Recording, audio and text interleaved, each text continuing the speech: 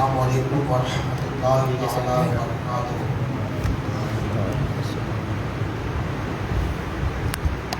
الحمدللہ رب العالمین والصلاۃ والسلام علی رسولہ الکریم، اما بعد، اعوذ باللہ من الشیطان الرجیم، بسم اللہ الرحمن الرحیم۔ لقد رضی اللہ عن المؤمنین اذ یبایعونک تحت الشجرۃ، آمنت باللہ صدق اللہ مولانا العظیم وبلغنا رسولہ النبی الامین المکین الکریم، ونحن علی ذلک لمن الشاہدین والشاکرین والحمد للہ رب العالمین۔ معزز محترم حاضرین مجلس، آئیے بارگاہ رسالت مآب صلی اللہ علیہ وسلم میں درود پاک نذرانہ پیش کریں۔ اللہم صلی اللهم صل على سيدنا مولانا محمد وسلم صلی اللہ علیہ وسلم صلی اللہ علیہ وسلم علیہ رسول اللہ صلی اللہ علیہ وسلم۔ اللہ رب العزت کا لاکھ لاکھ کروڑ اس کا احسان اور کرم اور پروردگار عالم کا فضل عظیم ہے کہ آج کی ہماری یہ پانچویں محفل اور پانچویں نشست ہے، اور جس کے اندر آج ہم بڑے ادب اور احترام کے ساتھ امیر المومنین، خلیفہ المسلمین، خلیفہ صوت، داماد مصطفیٰ، ذوالنورین سرکار سیدنا عثمان غنی رضی اللہ تعالیٰ عنہ کی بارگاہ میں خراج عقیدت پیش کرنے کے لیے حاضر ہوئے۔ پروردگار عالم سرکار عثمان غنی کے فیض سے عالم اسلام کو مستفیض فرمائے، اور ہمیں بھی آپ کی حیات اور خدمات پر عمل کی توفیق عطا فرمائے۔ سیدنا عثمان غنی رضی اللہ تعالیٰ عنہ کی آج زندگی کے کچھ گوشوں پر ہم نظر ڈالیں گے، اور سیدنا عثمان غنی رضی اللہ تعالیٰ عنہ کی زندگی کے کچھ ایسے شعبے تھے جو بہت امپورٹنٹ ہمارے لیے اور بڑی اہمیت کے حامل ہے، اس پر ہم انشاءاللہ آج اس مختصر سی محفل پاک میں روشنی ڈالیں گے۔ اللہ پاک عمل کی توفیق عطا فرمائے۔ حضرت عثمان غنی رضی اللہ تعالیٰ عنہ کا نام عثمان ہے، اور آپ ذوالنورین کے لقب سے مشہور ہوئے، اور ایک روایت کے مطابق حضرت سیدنا ابو بکر صدیق رضی اللہ تعالیٰ عنہ کی دعوت پر آپ نے اسلام قبول فرمایا، اور قدیم اسلام میں سے اور اولین مسلمین میں سے آپ کا شمار ہوتا ہے۔ اور ایک روایت کے مطابق جب حضرت ابو بکر صدیق حضرت مولائے کائنات مسلمان ہو چکے تو اس کے بعد حضرت عثمان غنی نے اسلام قبول کیا، مشرف کا اسلام۔ اور حضرت عثمان غنی رضی اللہ تعالیٰ عنہ کی سگی نانی آقا کریم صلی اللہ تعالیٰ علیہ وسلم کی سگی پھوپھی ہے، اور یہ نسب میں بتا رہا ہوں۔ اور پانچویں پشت کے اندر حضرت عثمان غنی رضی اللہ تعالیٰ عنہ کا شجرہ نسب آقا کریم صلی اللہ تعالیٰ علیہ وسلم کے شجرہ نسب سے جا کر کے مل جاتا ہے۔ آقا کریم صلی اللہ تعالیٰ علیہ وسلم کے والد محترم حضرت سیدنا حضرت عبداللہ اور آقا کریم صلی اللہ تعالیٰ علیہ وسلم کی سگی پھوپھی حضرت عثمان غنی کی نانی دونوں ایک ساتھ پیدا ہوئے تھے۔ یہ دونوں جڑواں بھائی بہن تھے، حضرت عبدالمطلب کے صاحبزادی تھی، اور حضرت عبداللہ حضرت عبدالمطلب کے صاحبزادے تھے۔ تو اس نسبت سے آقا کریم صلی اللہ تعالیٰ علیہ وسلم کے بھانجے بھی ہوئے عثمان غنی، کیونکہ حضرت عثمان غنی کی جو نانی تھی وہ حضور کی سگی پھوپھی تھی، تو عثمان غنی کی والدہ آقا کریم صلی اللہ تعالیٰ علیہ وسلم کی پھوپھی زاد بہن ہوئی۔ یہ آپ کا نسب ہے۔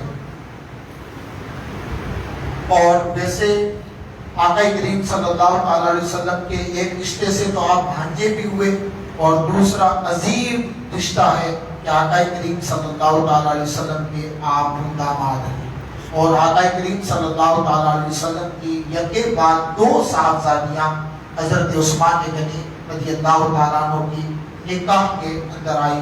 سرکار اعلیٰ حضرت علی رحمت رضوان نے فرمایا تھا، نور کی سرکار سے پایا دوشالہ نور کا، وہ مبارک تم کو ذوالنورین جوڑا نور کا۔ تو آقا کریم صلی اللہ علیہ وسلم کی دو صاحبزادیاں یکے بعد دیگر سرکار عثمان غنی رضی اللہ تعالیٰ عنہ کی نکاح کے اندر آئی۔ آپ کی زندگی کے بے شمار شعبے ہیں، اگر ان پر نظر ڈالی جائے اور ایسی ایسی خصوصیات پروردگار عالم نے حضرت عثمان غنی رضی اللہ تعالیٰ عنہ کو عطا فرمائی۔ ویسے تو دیکھا جائے تو ہر صحابی کے اندر کوئی نہ کوئی ضرور خصوصیات تھی جس کے اندر اللہ رب العزت نے ان خصوصیات میں اس صحابی کو ممتاز بنا کر کے بھیجا ہے۔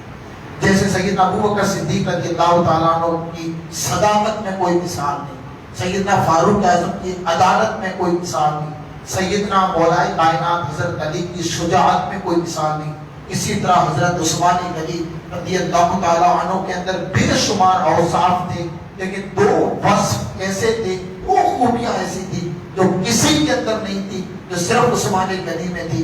ایک حیا، دوسری سخاوت، یہ صرف اللہ رب العزت نے عثمان غنی کو عطا فرمائی تھی۔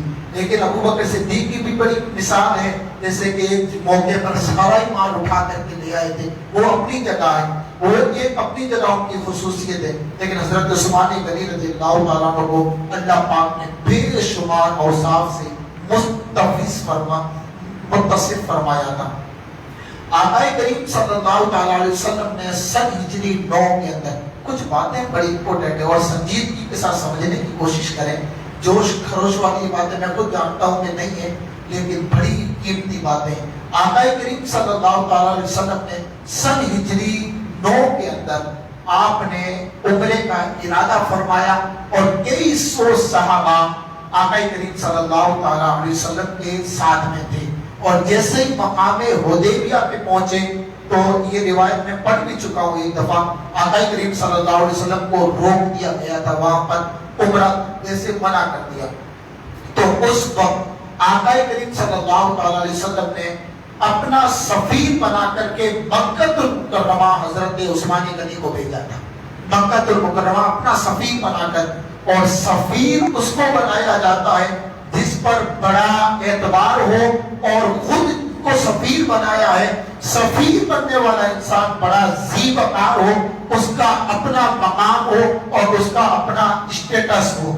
تو حضرت عثمان غنی رضی اللہ تعالیٰ عنہ پر آقا کریم صلی اللہ علیہ وسلم کو بڑا اعتبار بھی تھا، اور اپنے اندر حضرت عثمان غنی بڑا وقار بھی رکھتے تھے، اور اللہ رب العزت نے غیروں کی نظر میں بھی عثمان غنی کی بڑی عزت عطا فرمائی تھی۔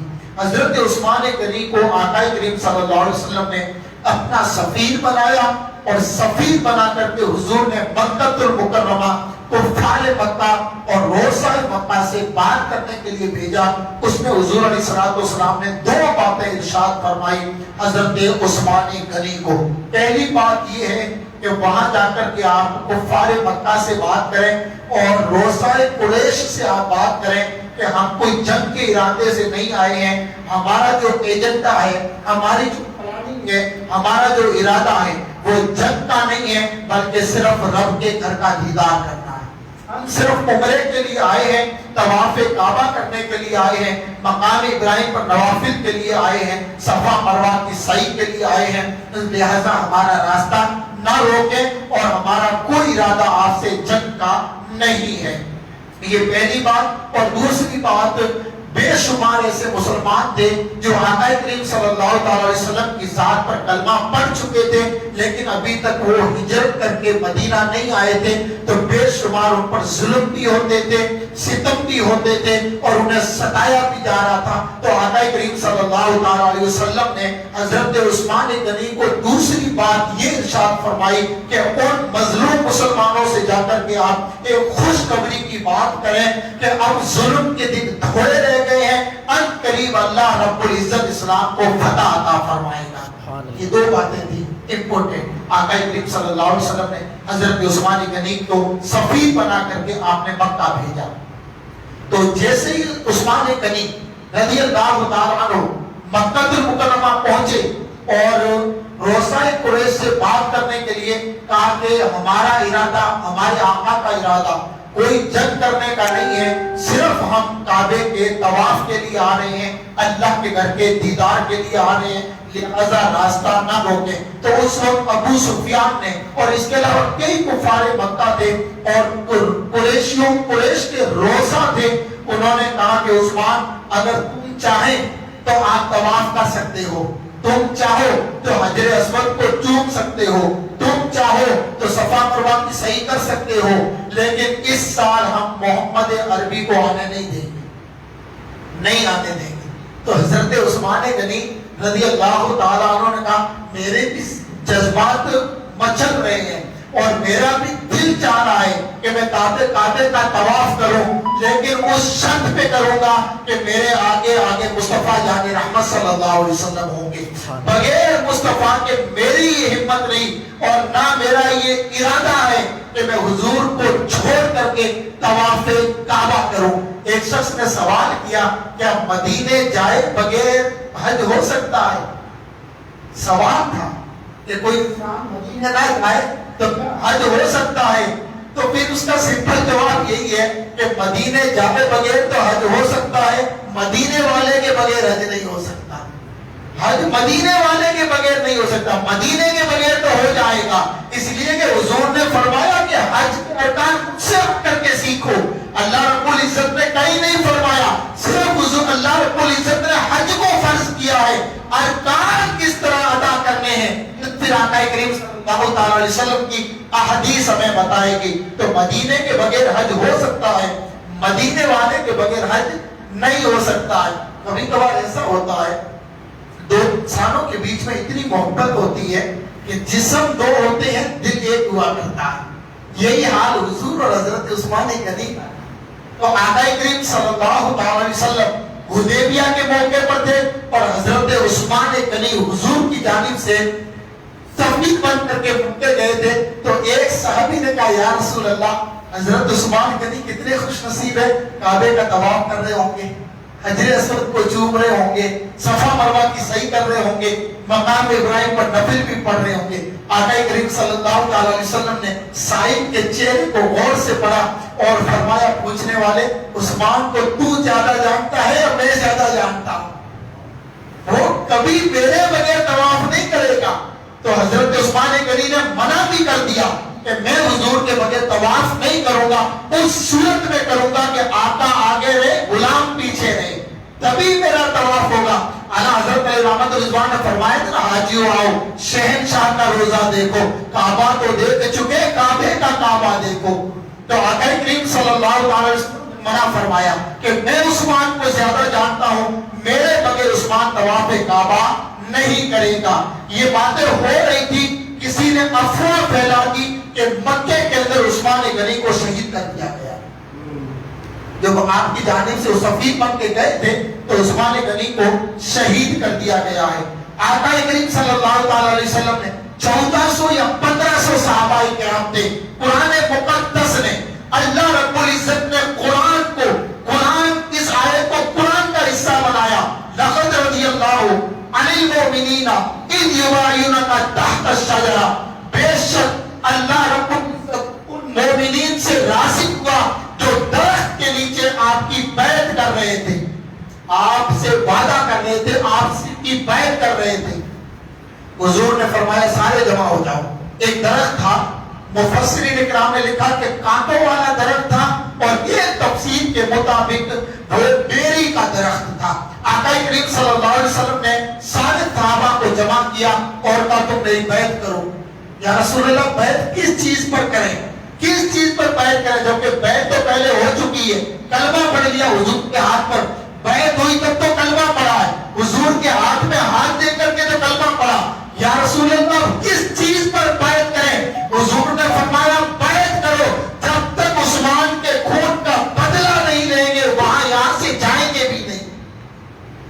پھر سوال اعتراض ہے بہت بڑا اور کئی حد تک مخالفین اس اعتراض میں کامیاب بھی ہو جاتے ہیں کہ صاحب تم کہتے حضور کو علم غیب تھا, غیب کا علم جانتے تھے حضور, تو حضرت عثمان غنی کی جب افواہ اڑی کہ آپ شہید ہو گئے تو حضور علیہ السلام کہہ سکتے تھے نا کہ میرا عثمان شہید نہیں ہوا. حضور نے بیعت کیوں لی کہ جب تک عثمان کے خون کا بدلہ نہیں لیں گے یہاں سے واپس نہیں جائیں گے. اس کا مطلب حضور کو بھی اس بارے میں کچھ بھی پتا نہیں تھا. حضور کو سب پتا تھا کہ میرا عثمان شہید نہیں ہوا ہے, زندہ ہے, اس لیے کہ بیعت جو کی جاتی ہے وہ زندوں کی طرف سے کی جاتی ہے, مردوں کی طرف سے کبھی نہیں کی جاتی ہے. ایک جواب. دوسرا جواب یہ ہے کہ جیسے ہی افواہ اڑی اور کہا کہ عثمان شہید کر دیے گئے, حضور فوراً بول سکتے تھے کہ میں گواہی دیتا ہوں میرا عثمان شہید نہیں ہوا, تو یہ آیت نازل نہیں ہوتی. آیت کو بھی تو نازل ہونا تھا نا. آقا کریم صلی اللہ علیہ وسلم کا خاموش رہنا اس بات پر دلالت کرتا ہے کہ اگر عثمان غنی کے بارے میں حضور فوراً فرما دیتے کہ میرا عثمان شہید نہیں ہوا, تو قیامت کی صبح تک عثمان غنی کی فضیلت کیسے ظاہر ہوگی. اس آیت کے اندر اللہ پاک نے عثمان غنی کی فضیلت کو ظاہر فرمایا ہے. بیعت تو بہت ساری ہوئی نا, مسجدوں میں بھی ہوئی ہے. حضور علیہ السلام نے کعبے کے سائے میں بیٹھ کر کے بھی بیعت لی ہے, بے شمار جگہوں پہ بیعت لی, لیکن کہیں پر بھی اللہ رب العزت نے نہیں فرمایا کہ اللہ پاک راضی ہو گیا ان مومنین سے جو مسجد میں بیعت کرتے تھے یا بیت اللہ کے سائے میں, بلکہ اللہ نے قرآن کا حصہ بنایا, مضمون بنایا اس آیت کو کہ اللہ ان مومنین سے راضی ہوا جو درخت کے نیچے بیعت کر رہے تھے. اس بات پر عثمان غنی کے لیے درخت کے نیچے حوالہ دیکھنا ہے. سرکار عثمان اسماعیل حقی بروسوی رحمت اللہ علیہ نے تفسیر کے اندر لکھا اپنی روح البیان کے اندر کہ جب آقا کریم نے فرمایا کہ مجھ سے بیعت لو, وعدہ کرو مجھ سے کہ جب تک عثمان غنی کے خون کا بدلہ نہیں لیں گے ہم یہاں سے اٹھیں گے نہیں. اس روز سب سے پہلے اٹھنے والی ذات حضرت علی رضی اللہ تعالیٰ عنہ تھی. سب سے پہلے حضرت علی اٹھے, یا رسول اللہ میں وعدہ کرتا ہوں کہ جب تک عثمان غنی کے خون کا بدلہ نہیں دیں گے ہم یہاں سے ہٹیں گے نہیں. یہ آپسی اتحاد تھا, آپسی محبتیں تھی. اور آگے جب آج کی شیعت کا بڑا دخل ہے جو اہل بیت اتحاد اور صحابہ کرام کے بیچ میں ایک دیواریں کھڑی کرنی چاہتے ہیں, لیکن اس کے اندر بے شمار ایسے دلائل جو سیدنا عثمان غنی رضی اللہ تعالیٰ عنہ کی فضیلت پر بھی اور آپسی محبتیں کتنی تھی ان محبتوں کو بھی ثابت کرتے ہیں. حضرت عثمان غنی رضی اللہ تعالیٰ عنہ کے اندر وصف تو بے شمار تھی. ایک آپ کے اندر وصف تھا, حضرت عثمان غنی رضی اللہ تعالیٰ عنہ بے حد خوبصورت بھی تھے, بے انتہا خوبصورت تھے عثمان غنی رضی اللہ تعالیٰ عنہ. اور احادیث کے اندر آیا ہے کہ حضرت عثمان غنی رضی اللہ تعالیٰ عنہ کی حیات اور خدمات, وہ کتابیں جو حضرت عثمان غنی کی حیات پر لکھی گئی ان کے اندر آیا کہ حضرت عثمان غنی رضی اللہ تعالیٰ عنہ بے حد سادہ لباس پہنا کرتے تھے, لیکن اس سادے لباس کے اندر کہیں پر بھی دھبا نظر نہیں آتا تھا. حضرت عثمان غنی رضی اللہ تعالیٰ عنہ اتنے خوبصورت تھے, اور لیکن جب وضو کر کے حضرت عثمان غنی رضی اللہ تعالیٰ عنہ فرماتے جب میں وضو کر کے جب آئینہ دیکھتا تھا ایسا لگتا تھا کہ حسن پہلے سے کئی گنا زیادہ ہو چکا ہے. حضرت عثمان غنی رضی اللہ تعالیٰ عنہ سے کسی نے پوچھا آپ اتنے خوبصورت کیوں ہیں, تو کہا کہ یہ میری وجہ سے نہیں ہوں, یہ حضور کی وجہ سے ہوں کہ مجھے اللہ کے رسول صلی اللہ تعالی وسلم نے ہمیں وضو عطا فرمایا ہے کہ انسان جتنا وضو کرتا ہے اور جتنا زیادہ انسان باوضو رہتا ہے اس کے چہرے کے اندر اللہ پاک اتنی ہی رونقیں عطا فرماتا ہے. اللہ رب العزت اتنا ہی حسن عطا فرماتا ہے. ہمارے ہندوستان کے اندر سب سے زیادہ خرچہ میک اپ کا ہوا کرتا ہے, کیا خیال ہے؟ اسی کا ہی ہوگا. ہماری عورتیں کھاتی ہے چین روم جانے کے لیے دال پوڑی, لیکن اس کے لیے بھی آدھا گھنٹہ ڈریسنگ ٹیبل کے لیے چاہیے انہیں. یہ ہمارا معاشرہ ہے. انہیں یہ نہیں پتا کہ اللہ رب العزت نے حسن میک اپ میں نہیں رکھا ہے, اللہ پاک نے حسن وضو اور تہجد کے سجدوں کے اندر رکھا ہے. کبھی کبھار آپ دیکھ لیں انسان بظاہر کالا بھی ہو, گورے رنگ کا نہ ہو, لیکن اگر وہ نیک ہو, تہجد گزار ہو, باوضو رہتا ہو, اللہ رب العزت اس کالے رنگ کے اندر بھی حسن کے جلوے بکھیر دیتا ہے. اور پھر ایک چیز یاد رکھیں, حسن جو ہے نا وہ ظاہری خوبصورتی کا نام نہیں ہے. ظاہری خوبصورتی کا نام میک اپ ہے, باطنی خوبصورتی کا نام حسن ہے. اور جب باطنی خوبصورتی اچھی ہو تو اللہ رب العزت اس کی چمک پھر چہرے سے بھی ظاہر فرما دیتا ہے. بے شمار ایسے بزرگوں کو آپ دیکھ رہے ہیں جو بظاہر تو گورے رنگ کے نہیں تھے، لیکن اللہ پاک نے ان کے نیک ہونے کی وجہ سے ان کے چہروں کے اندر برکتیں عطا فرمائی تھی، جو دیکھ لیتا تھا ان کا دیوانہ بن کے رہ جاتا تھا۔ بھائی یزید بستامی سے کسی نے پوچھا بھی تھا کہ اللہ کا نیک بندہ کس کو کہتے ہیں، اللہ کا ولی کس کو کہتے ہیں؟ آپ نے فرمایا جس کا چہرہ دیکھ کر کے خدا یاد آ جائے، سمجھو وہی اللہ کا ولی ہے، وہی اللہ کا نیک بندہ ہے، وہی اللہ کا برگزیدہ بندہ ہے۔ حضرت عثمان غنی رضی اللہ تعالیٰ عنہ اتنے خوبصورت تھے، حضرت اسامہ بن زید رضی اللہ تعالیٰ عنہ بیان کرتے ہیں جو حضور کے غلام زادے ہیں، حضور کے غلام کے بیٹے ہیں، فرماتے ہیں کہ حضور کے گھر میں ایک دن گوشت بنا اور آیت پردہ بھی نازل نہیں ہوئی تھی، تو حضور نے فرمایا کہ بیٹا اسامہ ایک کام کریں، یہ گوشت کا پیالہ ہے عثمان کے گھر دے کے آ جائے، اور آقا کریم صلی اللہ علیہ وسلم کے داماد ہیں، حضور علیہ السلام کو چاروں بیٹیوں سے بڑا پیار تھا، پر حضرت فاطمہ کی بات یہ الگ ہے، وہ خیر ایک ان کے جس دن ان کا بیان ہوگا اس دن یہ ذکر چھیڑیں گے، لیکن حضور کو چاروں بیٹیوں سے بڑی محبت تھی۔ حضور نے فرمایا کہ یہ گوشت کا پیالہ لے جاؤ اور عثمان غنی کو دیکھنے کے آئے، وہ گئے، اس وقت آیت پردہ بھی نازل نہیں ہوئی تھی اور پردے کا حکم بھی لاگو نہیں ہوا تھا، اور حضرت اسامہ بن زید چھوٹے بھی تھے۔ آپ فرماتے کہ میں گیا، جیسے ہی آقا کریم صلی اللہ علیہ وسلم کی صاحبزادی حضرت رقیہ اور حضرت عثمان غنی دونوں ایک ساتھ بیٹھے ہوئے تھے، تو جب میں نے دیکھا نا کہ اللہ اکبر، اللہ پاک نے پوری کائنات کے اندر اس سے حسین جوڑا کوئی بنایا ہی نہیں، حسین جوڑا کوئی بنایا ہی نہیں۔ وہ واپس آگے گوشت کا پیالہ دے کر کے انہوں نے تو کچھ نہیں کہا، حضور نے فرمایا کیا اسامہ میرے بیٹی اور داماد کو دیکھا تھا؟ حضور نے فرمایا دیکھا تھا۔ عرض کرتے ہاں سرکار، پتا اس سے بھی خوبصورت جوڑا تم نے زمین پر دیکھا؟ تم نے اس سے بھی خوبصورت جوڑا؟ کہا یا رسول اللہ اس سے خوبصورت جوڑا میں نے عثمان اور رقیہ سے بڑھ کر کسی کا نہیں دیکھا۔ حضور نے فرمایا ہاں وہ صرف روئے زمین پر سب سے خوبصورت جوڑا میری بیٹی اور میرے داماد کا ہے۔ آقا کریم صلی اللہ علیہ وسلم کی ایک صاحبزادی کا وصال ہوا جو حضرت عثمان غنی کی نکاح میں تھی، تو ویسے ہی ان کا وصال ہوا تو آقا کریم صلی اللہ علیہ وسلم نے اپنی دوسری صاحبزادی حضرت عثمان کو دے دی۔ منافقوں کے اندر باتیں چلنی شروع ہوئی، یہ کون سی بات ہے کہ ایک بیٹی کا انتقال ہوا تو دوسری بیٹی بھی دے دی۔ جب باتیں چلنے لگی حضور کے کانوں تک بات آئی تو حضور نے فرمایا خاموش ہو جاؤ، اگر میری 40 بھی ہوتی ایک ایک کر کے انتقال کرتی رہتی میں 40 عثمان کی نکاح میں دے دیتا۔ حضور نے فرمایا میرے عثمان کے بارے میں باتیں مت کرو، میرے عثمان کا تو وہ مقام ہے کہ میری 40 بیٹیاں بھی ہوتی تو ایک ایک کر کے میری عثمان کو دیتا جاتا۔ آقا کریم صلی اللہ علیہ وسلم کی بارگاہ میں ایک جنازہ لایا گیا، آج سے پہلے حضور نے کسی کا جنازہ پڑھانے سے انکار نہیں کیا۔ حضور نے فرمایا میں اس کا نماز جنازہ اس کی نہیں پڑھاؤں گا۔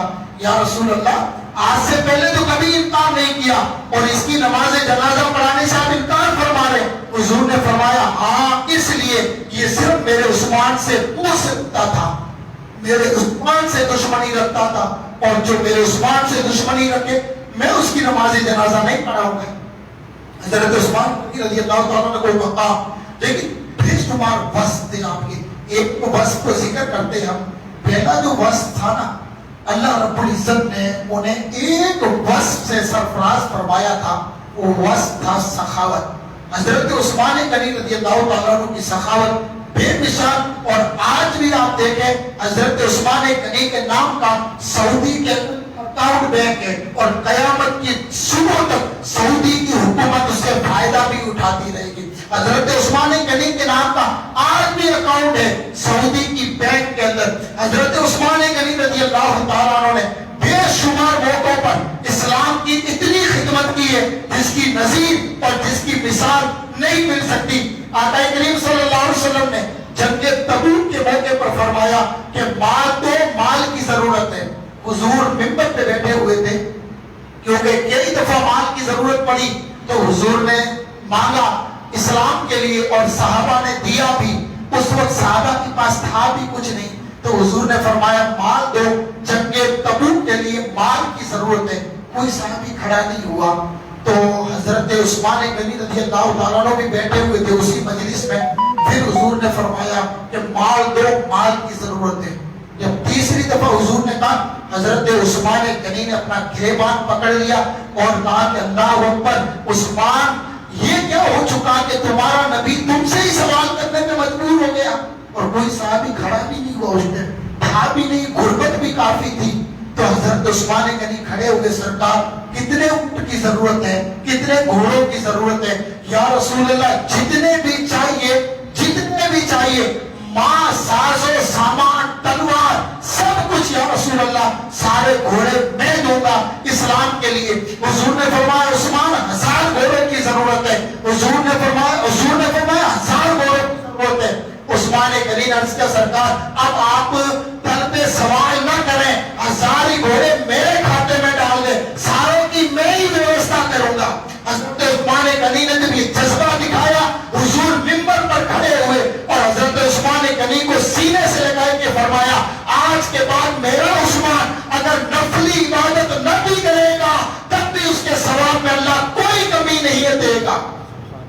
یہ عثمان غنی کی سخاوت تھی اور پھر حضور علیہ السلام کا اظہار محبت بھی اس انداز کے اندر ہوا. ہمارے یہاں پرابلم کیا ہے؟ غریب کبھی امیر نہیں ہوتا ہے. سخی جو ہوتا ہے نا، سخی کے پاس مال کبھی نہیں ہوتا ہے پر وہ کنگال بھی نہیں ہوتا ہے. دونوں چیزیں، مال ہوگا تو وہ سخی نہیں ہوگا، اس کی تو ایک ہی فکر رہتی ہے نا، جمع کرنا ہے، جمع کیسے کرنا ہے، ایک ہی فکر ہے. سخی جمع نہیں کرتا، وہ تو دیتا ہے.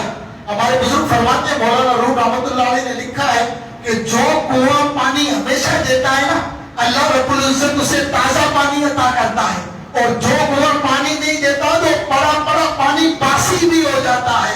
کا یہی حال اسی کا ہے کہ جب انسان اللہ کی راہ میں خیرات کرتا ہے پھر اللہ تازہ مال بھی عطا فرما دیتا ہے.